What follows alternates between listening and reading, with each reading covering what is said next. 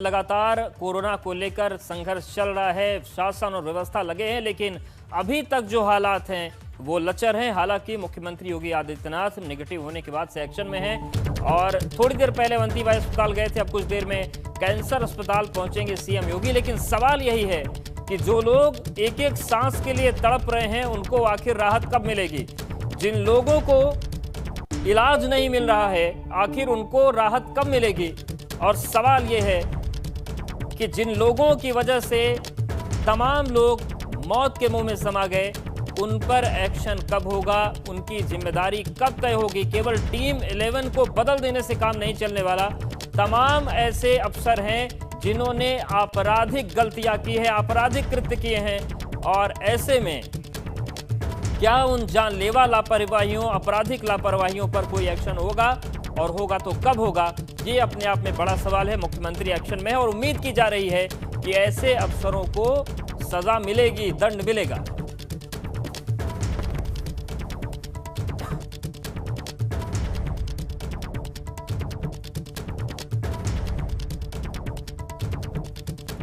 तो थोड़ी देर में कोरोना की व्यवस्थाओं को देखने के लिए, कोविड अस्पतालों की व्यवस्थाओं को देखने के लिए मुख्यमंत्री कैंसर अस्पताल पहुंचने वाले हैं और जो वहां पर कोविड सेंटर बनाया गया है वहां का निरीक्षण करेंगे मुख्यमंत्री।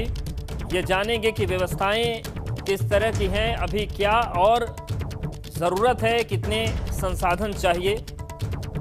और आज 10:15 बजे जब मुख्यमंत्री अवंतीबाई अस्पताल पहुंचे थे तब उन्होंने कहा था कि ये महामारी का दौर है, सरकार हर एक को मदद पहुंचाने की कोशिश में लगी है और कोशिश की जा रही है कि हर संभव मदद सभी को मिले। तो थोड़ी देर के बाद कैंसर अस्पताल में पहुंचेंगे मुख्यमंत्री योगी आदित्यनाथ और निरीक्षण करेंगे। लखनऊ के अवंतीबाई अस्पताल पहुंचे थे थोड़ी देर पहले, वहां पर कोरोना वैक्सीनेशन का शुभारंभ किया था और अब मुख्यमंत्री ने कमान संभाल ली है और कैंसर अस्पताल के निरीक्षण के लिए थोड़ी देर में वो पहुंचने वाले हैं। और वहां पर जो कोविड सेंटर बनाया गया है उसका निरीक्षण मुख्यमंत्री योगी आदित्यनाथ करेंगे। और इसके साथ ही साथ टीम 9 की जो बैठक है उसमें क्या कुछ निकल कर आता है इस पर भी निगाहें बनी रहेंगी। मुख्यमंत्री ने कहा कि 1 करोड़ वैक्सीन का ऑर्डर प्रदेश सरकार ने दिया है और इसके साथ ही साथ 5 करोड़ वैक्सीन और जो चाहिए उसके लिए ग्लोबल टेंडरिंग यूपी सरकार ने की है।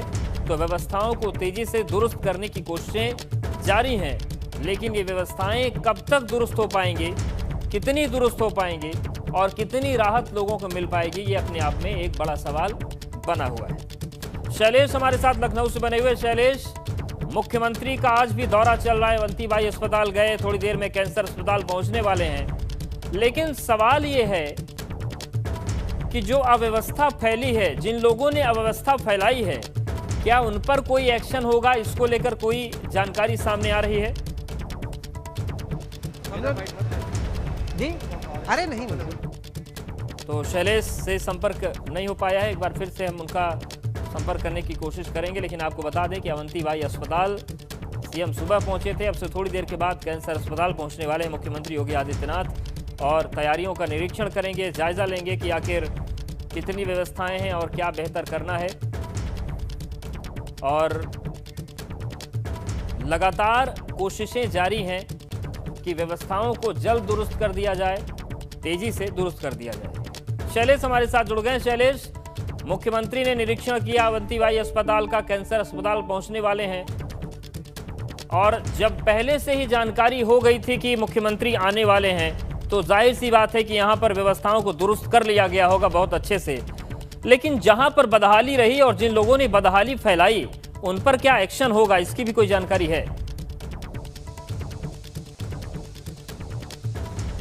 देखिए, फिलहाल क्योंकि मुख्यमंत्री के जो दोनों कार्यक्रम थे, जैसे सुबह वैक्सीनेशन की शुरुआत और इस समय कैंसर हॉस्पिटल का निरीक्षण, ये तय कार्यक्रम थे। आज सुबह ही इसको बारे में सभी को पता था, इसलिए जाहिर सी बात है जो आपने भी अपडेट कहा कि तैयारियां सब मुकम्मल कर ली गई, दुरुस्त कर ली गई।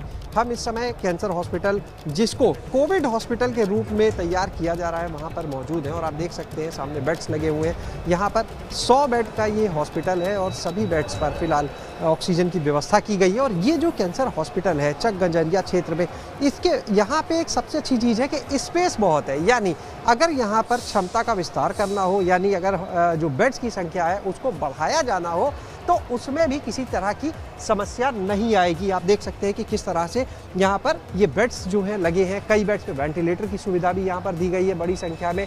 शुरुआत यहाँ पर 100 बेड से, और अगले 5 से 6 दिन में इस हॉस्पिटल को चालू करने की, तैयार करने की जो है योजना है। इसको लेकर अभी हाल ही में डीएम जो है लखनऊ के अभिषेक प्रकाश, उन्होंने निरीक्षण किया था। तो ये कहा था कि 1 हफ्ते के अंदर, ये 2 दिन पहले की बात है, 1 हफ्ते में इसको तैयार करके चालू करने के निर्देश दिए गए थे। और आज मुख्यमंत्री योगी आदित्यनाथ यहाँ पर आएंगे, निरीक्षण करेंगे, तैयारियों का जायजा लेंगे।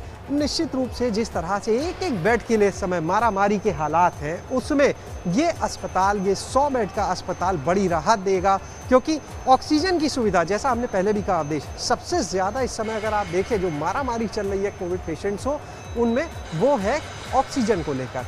ऑक्सीजन की शॉर्टेज भी है। तो यहाँ पर ऑक्सीजन वाले बेड्स तैयार किए गए हैं, वेंटिलेटर्स की व्यवस्था की गई है पूरी तरह से। और इस समय मुख्यमंत्री बस कुछ समय में यहाँ आने वाले हैं, और मुख्यमंत्री के आने से पहले लखनऊ के कमिश्नर, डीएम, सीएमओ, जो भी आला अधिकारी हैं जो व्यवस्थाओं से जुड़े हैं, चाहे वो जिला प्रशासन के हो, चाहे स्वास्थ्य विभाग के, वो यहाँ पर पहुँच चुके हैं।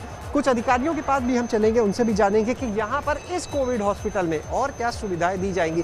क्योंकि देखिए, जो योजना है अगले 1 हफ्ते के अंदर लखनऊ में 2 हॉस्पिटल्स को पूरी तरह चालू करने की है, जिसमें से एक हॉस्पिटल हज हाउस में बनाया जा रहा है 255 बेड का, और एक 100 बेड का है जहां पर हम इस समय मौजूद हैं। ये कैंसर इंस्टीट्यूट जो है, कैंसर हॉस्पिटल है, यहाँ पर तैयार किया जा रहा है। इसके अलावा मुख्यमंत्री गए थे, उन्होंने जो डीआरडीओ की तरफ से 500 बेड का एक हॉस्पिटल तैयार किया रहा, उसको भी देखा था। कुल मिलाकर जो योजना है वो ये कि 10 दिन के अंदर लखनऊ शहर को कम से कम 2000 बेड की व्यवस्था की जा सके। लगभग 6200 बेड की व्यवस्था है, और इसको बढ़ाया जाए, 2000 बेड की व्यवस्था और की जाए, ये पूरी योजना है। ये आप देख सकते हैं कितना वेंटिलेटिंग एरिया भी है। लखनऊ के डीएम अभिषेक प्रकाश जी भी यहाँ पर इस समय मौजूद है।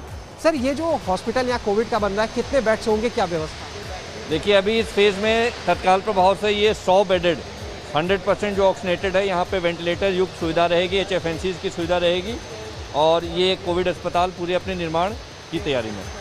सर, इसमें वेंटिलेटर्स की भी सुविधा होगी? जी हाँ, इसमें वेंटिलेटर्स की भी सुविधा रहेगी, एक्सपर्ट्स रहेंगे, मेडिकल एक्सपर्ट्स, और साथ ही साथ बाईपैप और HFNCs इसकी भी सुविधा रहेगी। आपने अभी निरीक्षण किया था, 2 दिन पहले भी कहा था 1 हफ्ते में से तैयार कर ले। अब जो हालात है देख के आप लोगों को क्या लगता है, कब तक ये चालू हो जाएगा, पेशेंट्स एडमिट हो पाएंगे? देखिए, कोशिश ये है कि जितनी जल्दी इसको प्रारंभ किया जाए, ताकि तत्काल प्रभाव से यहाँ पे पेशेंट्स एडमिट होकर के उनका प्रोटोकॉल के अनुरूप 100% उपचार हो। Thank you. तो यहाँ पर हमने देखा कि जितनी जल्द से जल्द यहाँ पर शुरू किया जा सके इस हॉस्पिटल को, यही मंशा है, और इसी को लेकर काम किया जा रहा है। और यही वजह है कि आज मुख्यमंत्री भी खुद यहाँ पर आ रहे हैं। और ये मानकर चलिए कि मुख्यमंत्री अगर निरीक्षण करने आ रहे हैं तो जल्द से जल्द इस हॉस्पिटल को शुरू करने के लिए भी वो निर्देश देंगे अपने स्तर से यहाँ पर। और मुख्यमंत्री अगर निर्देश देंगे तो जाहिर सी बात है, फिर कोई गुंजाइश नहीं रह जाती है इसमें टाल मटोल की, देरी की, किसी भी तरह से। और जैसा अभी डीएम ने भी बताया कि वेंटिलेटर बेड्स भी हैं यहाँ पर, टोटल 100 बेड्स हैं। इसके अलावा HNMC जो बेड्स हैं मेडिकल के लिए, वो यहाँ पर उपलब्ध है। ऑक्सीजन की पूरी पाइपलाइन जो है, आपको मैं एक तस्वीर दिखाऊंगा, हमारे कैमरा सहयोगी मेहंदी हसन यहाँ पर मौजूद है।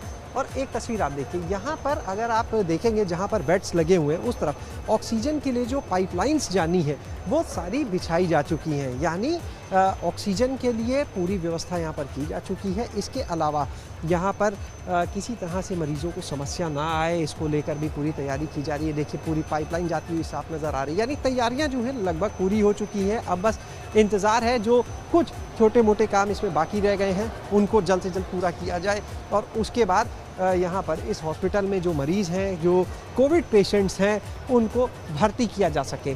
बड़ी राहत मिलेगी इस हॉस्पिटल के तैयार होने के बाद। और ये भी देखेंगे कि आज जब मुख्यमंत्री यहाँ पर आते हैं निरीक्षण के लिए, वो क्या निर्देश देते हैं।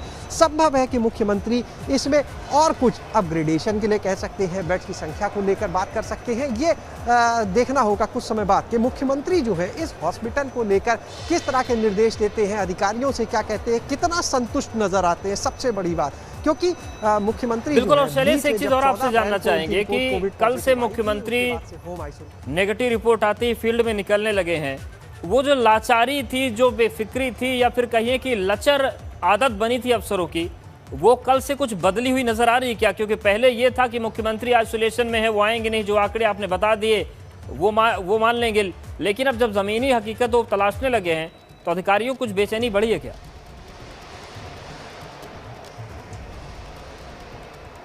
देखिए, निश्चित रूप से अधिकारियों की एक्टिवनेस पहले से और ज़्यादा बढ़ी हुई नज़र आ रही है। और देखिए, सबसे ज़्यादा अगर हम बात करें, अगर पिछले कुछ समय में देखते हैं तो लगातार लखनऊ में सीएमओ ऑफिस की जो कार्यप्रणाली है उस पर सवाल उठते रहे हैं। कई बार जो जनप्रतिनिधि हैं, सांसद हैं कौशल किशोर, उन्होंने भी सीएमओ ऑफिस को लेकर कहा। इसके अलावा और जनप्रतिनिधियों ने भी कहा। सीएमओ जो है वो फील्ड पे इस समय नज़र आ रहे हैं, साथ में उनसे भी हमने बात की, क्योंकि देखिए एक सबसे बड़ी जिम्मेदारी जिला प्रशासन को भी व्यवस्थाएं करनी है। एक पूरा टीम वर्क है। देखिए, चाहे वो पुलिस हो, चाहे वो जिला प्रशासन हो, चाहे वो स्वास्थ्य विभाग हो, इन सबको मिलकर काम करना है इस पूरे आपदा के समय में, महामारी के समय में। और अगर एक भी कड़ी इसमें लापरवाही करती है तो वो काम रुक जाते हैं। लेकिन मुख्यमंत्री क्योंकि खुद एक्टिव है, खुद फील्ड पर निकल रहे हैं, ऐसे में अब जो अधिकारी इसमें लापरवाह थे या जो जिनकी वजह से व्यवस्थाएं जो थी डगमगा रही थी, जो कभी फ़ोन नहीं उठाते थे, वो अधिकारी भी अब एक्शन में नज़र आ रहे हैं, एक्टिव नज़र आ रहे हैं। क्योंकि अब जो मुख्यमंत्री के यहाँ से जो सीएम हेल्पलाइन है वहाँ से मरीजों को भी फ़ोन किए जा रहे हैं, उनसे भी फीडबैक लिया जा रहा है। और मुख्यमंत्री ने, देखिए आज सुबह हमने मुख्यमंत्री की बात अपने चैनल पर भी सुनवाई। जब उन्होंने वैक्सीनेशन कार्यक्रम की शुरुआत की तो मुख्यमंत्री ने बोला कि महामारी का समय है, संसाधन जो है वो सीमित हैं, ऐसे में लोगों को सहयोग करना होगा, लेकिन इन सीमित संसाधनों में कैसे बेहतर किया जाए, कैसे उसका मैक्सिमम ऑप्टिमल यूटिलाइजेशन किया जाए, ये काम उन लोगों का है जो एक्सपर्ट्स हैं, यानी स्वास्थ्य विभाग के लोग, जिला प्रशासन के लोग। जिला प्रशासन उनको संसाधन मुहैया करा सकता है, स्वास्थ्य विभाग के लोगों को अपने एक्सपर्टीज़ के हिसाब से चीज़ों को करना है। तो जब तक वो सब मिलकर नहीं करेंगे तब तक, और देखिए कहीं ना कहीं इस बात से इनकार नहीं किया जा सकता, देश के इन चीज़ों में लापरवाही हुई है। बिल्कुल शैलेश, तमाम चीज़ें जो व्यवस्थाओं में फंसी हैं कि अगर रेमडेसिविर किसी को चाहिए तो वो फैसला सीएमओ नहीं कर सकते, वो फैसला जिले के डीएम करेंगे। तमाम जगहों पर अभी भी दिक्कत आ रही है कि अस्पताल में बेड है, लेकिन आप रिकमेंडेशन लेकर आइए। एक तस्वीर हमने अभी पिछले कार्यक्रम में दिखाया कि एक बच्चा तड़प रहा था, लेकिन उनके पास कहीं से कोई अथॉरिटी नहीं थी कि वो दिखा सके कि इस बच्चे को ऑक्सीजन की जरूरत है। ऐसी जो व्यवस्था की बारीकियों में और कागजों में लोगों की जिंदगी फंस रही है, ये बड़ी खतरनाक स्थिति है।